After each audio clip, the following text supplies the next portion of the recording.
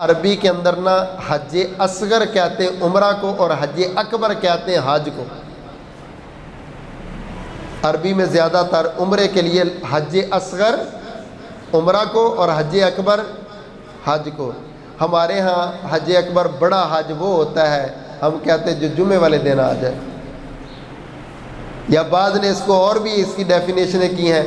اصل میں ایسا کچھ بھی نہیں ہے، حج اصغر عمرہ ہے، حج اکبر آپ عمرہ کرنے والے کو بھی حاجی کہہ سکتے ہیں اور حج کرنے والا بھی حاجی۔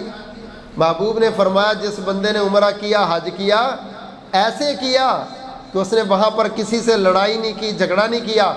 نمبر 2، خالص اللہ کی رضا کے لیے گیا تھا، مقابلے کے لیے نہیں گیا تھا، سیلفیاں بنانے نہیں گیا تھا، اپنی میموری ریکارڈ کرنے، لوگوں کو بتانے، دیوار کے باہر حاجی صاحب کو بورڈ لکھوانے کے لیے نہیں۔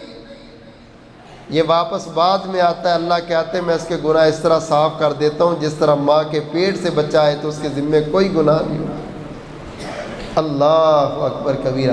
اللہ ہم سب کو ایسے عمرے اور حج نصیب فرما، اللہ ہم سب کی عبادت کو ایسی عبادت بنا دے